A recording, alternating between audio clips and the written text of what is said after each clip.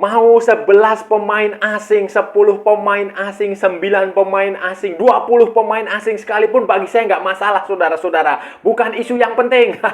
Yang penting itu kemarin itu yang lemparin batu di Kanjuruhan itu harus ditangkap lah.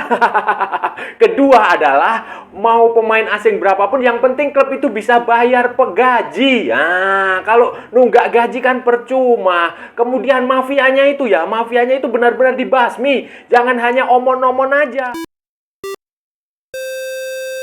Halo saudara-saudara, jumpa lagi dengan komentator gadungan di sini. Dengan komentator yang gadungan.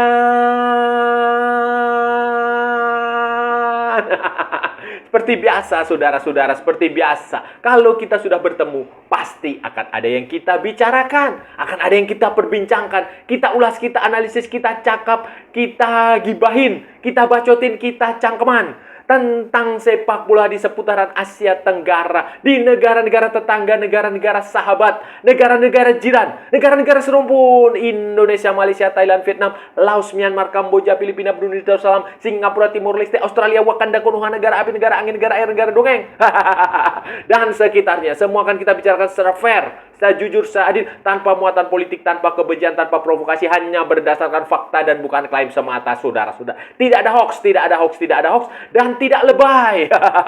Baik yang sudah lama maupun yang terkini. Bebas, saudara-saudara, bebas, bebas, bebas, bebas. Yang penting, sopan.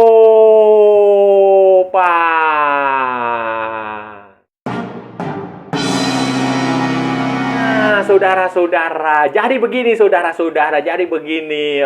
untuk meningkatkan kualitas kompetisi di Indonesia, Liga Indonesia, Liga 1 namanya, saudara-saudara, PT Liga Indonesia Baru atau Liga Indonesia Bersatu ya, PT LIB lah pokoknya, itu operator kompetisi di Indonesia itu berencana membuat peraturan baru tentang jumlah pemain asing yang diizinkan berkompetisi di musim depan, mulai musim depan, saudara-saudara. Kalau musim ini kan ada 8 atau berapa itu pemain asing yang dimiliki, kemudian yang boleh tampil ada 5 atau 6 atau berapa itu pemain asing. Nah, musim depan, saudara-saudara, LIB ini, PT LIB ini, saudara-saudara, operator kompetisi ini berencana menambah jumlah kuota pemain asing, saudara-saudara. Jadi setiap klub itu diizinkan memiliki 11 pemain asing, saudara-saudara. Diizinkan memiliki 11 pemain asing dengan 8 diantaranya yang boleh dimainkan dalam setiap pertandingan, saudara-saudara. Ya, ini dia meniru apa yang terjadi di Eropa sana lah. Meniru apa yang terjadi di Eropa sana, di pasar bebas. Kemudian dasarnya adalah keputusan AFC yang sekarang tidak lagi membatasi jumlah pemain asing di kompetisi sepak bola antar klub di Asia, saudara-saudara. Sekarang AFC tidak membatasi lagi, jadi mau berapapun pemain asing yang tampil di kompetisi antar klub itu boleh bebas. Kalau saudara-saudara ingat, musim ini 2 tim dari Asia Tenggara yang tampil di Liga Champion Asia Elite, saudara-saudara, Buriram dan Johor Darul Taksim itu bahkan punya 10 pemain asing di starting line up. 10 pemain asing di starting line up itu bebas. Jadi itu akan coba ditiru oleh PSSI, oleh PT LIB musim depan dengan 11 pemain asing. Harapannya supaya Liga Indonesia, kompetisi di Indonesia ini semakin bergairah, semarak, bergengsi, kemudian menarik, menghasilkan prestasi di level Asia. Kalau punya 11 pemain asing nanti tampil di kompetisi Asia, begitu saudara-saudara. Karena dalam beberapa tahun terakhir ini memang prestasi klub-klub Indonesia di kompetisi Asia itu memang mengkhawatirkan. Bali United, PSM, terus mana lagi semuanya gagal, saudara-saudara. Regulasi ini diterapkan, saudara-saudara, diterapkan ini ya musim depan ya, itu berarti Liga Indonesia akan menjadi kompetisi di ASEAN lah kira-kira ya. ASEAN yang akan memiliki jumlah pemain asing terbanyak di pertandingan di liga ya saudara. Kita lihat aja di Malaysia. Di Malaysia aja itu saudara-saudara, mereka hanya mengizinkan 10 pemain asing. 10 pemain asing dengan satu pemain dari 10 itu saudara-saudara, satu pemain ASEAN dan satu pemain Asia. Kemudian untuk setiap pertandingannya ini mulai musim depan ya, itu hanya boleh memainkan 6 pemain asing. Dari 6 pemain asing itu terdiri dari satu pemain Asia dan satu pemain ASEAN. Itu di kompetisi Malaysia musim depan. Bagaimana dengan Thailand? Thailand itu saudara-saudara, itu dia mengizinkan penggunaan 9 pemain asing. 9 pemain asing, saudara-saudara. 9 pemain asing dengan rinciannya adalah 5 pemain dari asing bebas, 1 pemain Asia, dan 3 pemain dari ASEAN. Nah, Vietnam, saudara-saudara. Vietnam lebih ekstrim lagi, saudara-saudara. Vietnam itu maksimal hanya boleh memiliki 5 pemain asing. Bukan 5 ya, 3 saudara-saudara. 3 pemain asing dan 2 pemain keturunan. Nah, pemain keturunan Vietnam, walaupun dia belum punya paspor Vietnam, tapi dia bisa membuktikan bahwa dia punya keturunan Vietnam. Dia tidak dianggap sebagai pemain asing di kompetisi Vietnam. Lalu kenapa bisa Buriram dan Johor Darul Takzim itu bisa menampilkan 10 pemain asing di kompetisi Asia? Karena begini, ada pemain yang tidak didaftarkan untuk liga domestik mereka. Pemain itu hanya didaftarkan khusus untuk kompetisi Asia. Begitu pula yang terjadi di Vietnam. Di Liga Vietnam itu ada ada dua pemain atau dua pemain yang boleh dimiliki setiap klub, tetapi khusus digunakan di kompetisi Asia. Kompetisi Asia termasuk kompetisi ASEAN, saudara-saudara. Dengan klub di luar ASEAN, sudah di liga di luar ASEAN. Nah, di Liga Arab Saudi misalnya yang sedang menaik daun, sedang banyak dibicarakan di seluruh dunia. Karena ada Cristiano Ronaldo, ada Sadio Mane, ada macam-macam itu pemain-pemain kelas dunia. Itu pun mereka hanya mengizinkan adanya 10 pemain asing. 10 pemain asing itu 2 di antaranya harus pemain asing yang berusia di bawah 21 tahun. Unik juga, saudara-saudara. 21 tahun. Kemudian, saudara-saudara, dari 10 pemain itu hanya 8 yang boleh dimainkan. Nah, boleh dimainkan di pertandingan liga, dan itu pun sudah membuat Roberto Mancini ketika itu marah-marah karena kekurangan stok kan. Begitu pula Renat sekarang ini pelatih tim nasional Arab Saudi juga marah-marah karena kok banyak sekali, sehingga dia kesulitan mencari pemain tim nasional. Pemain tim nasionalnya lebih banyak duduk di bangku cadangan. Nah, sementara di tetangganya Arab Saudi, saudara-saudara, yang lebih maju itu di Qatar, saudara-saudara. Di Qatar itu lebih unik lagi, saudara-saudara. Mereka mengizinkan 10 pemain asing. 10 pemain asing. Kemudian ada lagi tambahan 1 pemain asing berusia 23 tahun. Kemudian 1 pemain asing khusus dari Palestina. Nah, ini saudara-saudara, karena ya normal, karena Qatar itu negaranya kecil, penduduknya sedikit, dan itu sudah menjadi kota internasional, dan mereka banyak sekali tim nasionalnya bergantung pada pemain-pemain asing yang kemudian dinaturalisasi. Salah satu yang dulu cukup populer itu ya Sebastiano Soria, Quintana Soria, siapa itu, dari Uruguay. Nah, itu yang terjadi di di mana tadi? Di Arab Saudi dan di Qatar yang jumlahnya banyak sekali. Kalau di Timur Tengah itu mereka stok pemain asingnya itu banyak sekali.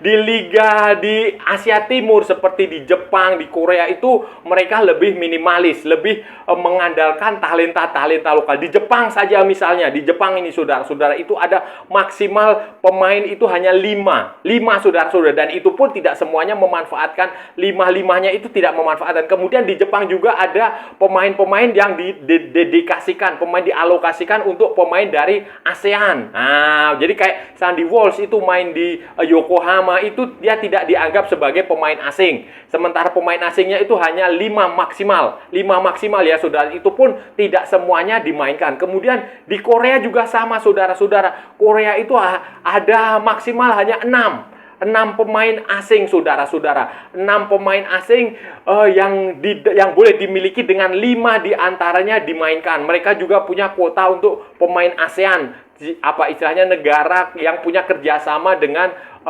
Korea di Liga Korea. Kemudian di Cina juga sama saudara-saudara. Liga Super Cina itu maksimal 5 pemain asing saudara-saudara. 5 pemain asing, kemudian ada kuota dari pemain dari Hong Kong, dari Makau, dari mana lagi ya? Taiwan. Nah, kayak begitu saudara-saudara. Kemudian ada lagi mereka pemain-pemain keturunan Cina ataupun pokoknya pemain berdarah Cina itu tidak dianggap sebagai pemain asing walaupun dia belum punya paspor Cina. Jadi negara-negara di Asia Timur itu berbeda pandangannya cara mengelola liganya dengan negara-negara di Eropa Barat, di Asia Barat, di Timur Tengah khususnya.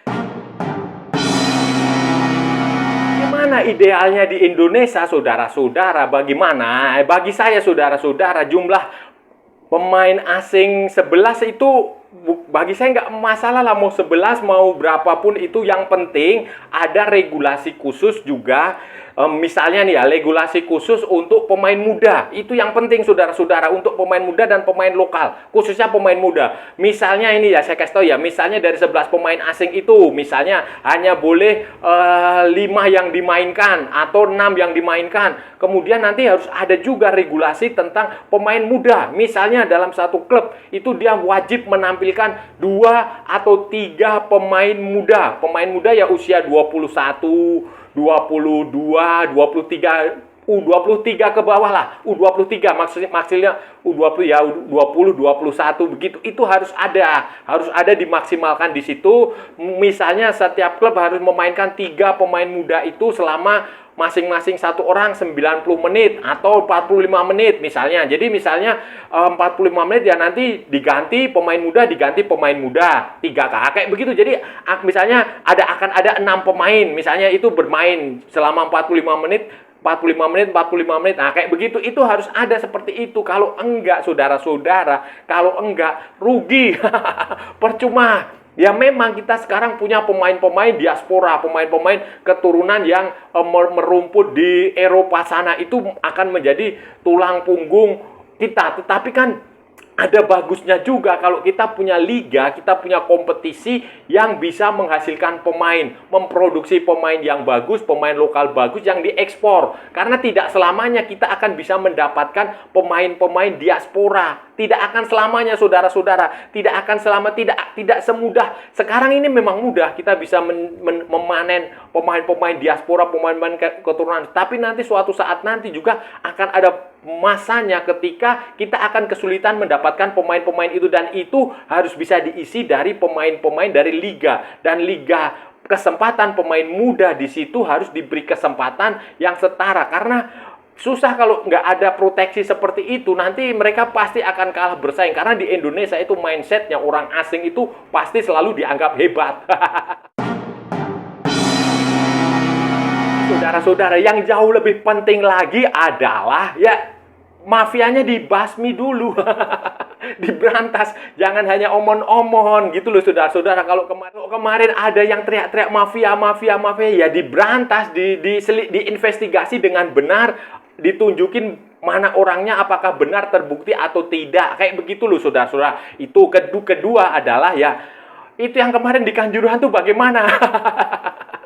Kasusnya bagaimana? Apakah sudah ditangkap, sudah diselidiki, atau bagaimana? Atau hanya panas-panas tai ayam aja, begitu viral, terus kemudian setelah itu lupa, 2-3 hari, seminggu, sebulan sudah lupa. Itu bagaimana kelanjutannya, harus diusut tuntas supaya tidak terjadi di masa depan saudara-saudara. Dan yang lebih penting lagi, dan ini paling krusial adalah jika kau punya klub, punya banyak pemain asing, apakah klub bisa membayar itu yang harus dipikirkan. Karena banyak klub Indonesia itu sudah bukan rahasia lagi lah. Mereka membeli pemain asing yang banyak, kemudian setelah itu hanya dipakai 6 bulan, mereka tidak punya uang untuk menggaji, mereka tidak punya duit untuk membayar. Nah, itu akhirnya nunggak, akhirnya mendapatkan hukuman dari FIFA. Nah, itu kan mengotori, mencoreng sepak bola Indonesia sendiri. Kemudian regulasinya juga diperbaiki, jangan sampai ada orang protes kok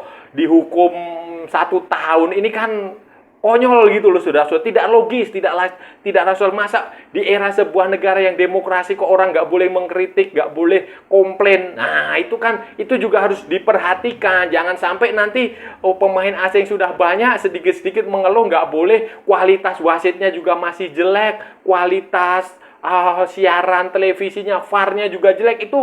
Itu akan percuma juga. Prestasi internasional, prestasi di level Asia yang nggak diharapkan juga nggak akan datang. Dan yang lebih penting lagi adalah mindset-nya. Mindset klub Indonesia harus diubah. Jangan hanya puas menjadi juara di Indonesia. Kayak Persib sudah juara 2 kali beruntun. Ya musim depan dia harus bisa bagaimana caranya sukses di kompetisi Asia. Itu yang jauh lebih penting. Saudara-saudara, itu tadi pembahasan kita hari ini, saudara-saudara. Kita sudah bicara panjang lebar dari A sampai Z, dari barat sampai ke timur, dari utara sampai ke selatan, dari Sabang sampai Merauke, dari Pulau Rote sampai Pulau Miangas. Semua sudah kita perbincangkan, semua sudah kita ulas, semua sudah kita analisis, semua sudah kita cakap, semua sudah kita bacotin, semua sudah kita gibahin.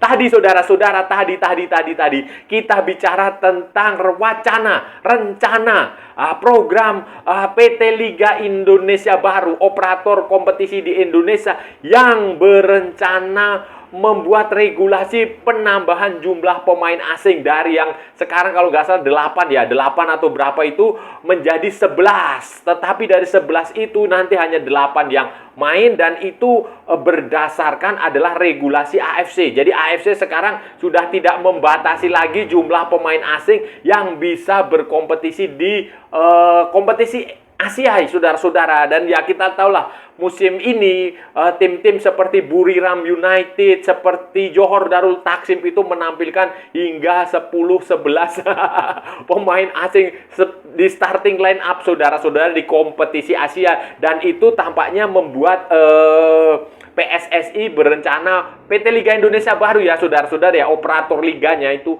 berencana mengikuti jejak itu, menambah jumlah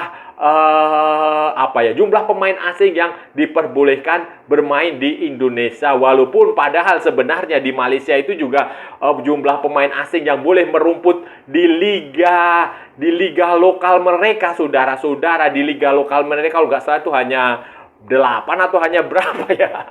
Di Thailand juga sama. Jadi mereka memang ada pemain yang stoknya khusus digunakan untuk di kompetisi Asia. Jadi tidak semuanya digunakan. Nah, ini wacananya. Bagi saya sih nggak masalah. Mau 10, mau 11, mau 12. Itu suka-suka Anda saja. Yang penting itu adalah pemain lokal Indonesia itu diberi kesempatan main juga. Pemain muda khususnya. Misalnya kalau dalam satu klub misalnya pemain diwajibkan menampilkan pemain muda usia 20 tahun, 21 misalnya 2 atau 3 pemain di starting line up selama 90 menit. Nah, kayak begitu. Jadi harus balance. Pemain asing juga banyak, pemain lokal itu juga banyak. Tetapi yang jauh lebih penting lagi adalah klub jangan sampai nunggak gaji, nanti beli punya 11 pemain asing yang bayarannya besar-besar tapi nggak bisa bayar gaji, ya percuma.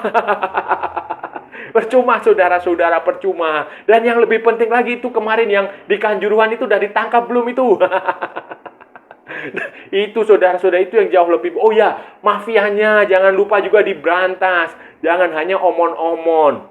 Jangan hanya berwacana, jangan hanya sebatas mencari kambing. Itu yang jauh lebih penting daripada sekedar memikirkan jumlah 11 pemain asing atau berapapun pemain asing itu, karena kita juga harus melindungi pemain lokal kita. Nggak bisa kita pasar bebas, saudara-saudara. Jepang aja, saudara-saudara, itu hanya maksimal 5 pemain asing yang bisa digunakan di pertandingan, setiap pertandingannya bisa masuk ke daftar susunan pemain di Jepang ya.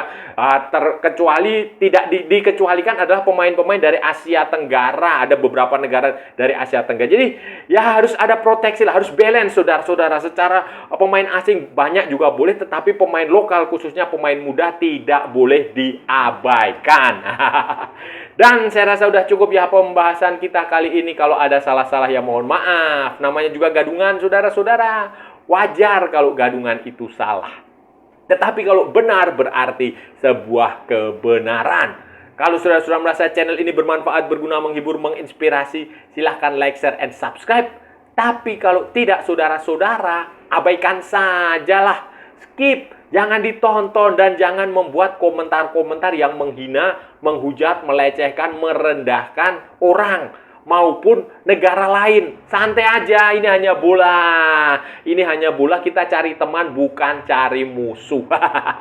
Ikuti juga akun media sosial Komentator Gadungan, ada di Instagram, ada di Facebook, dan ada di TikTok yang bukan TikTok Shop, saudara-saudaraku semua.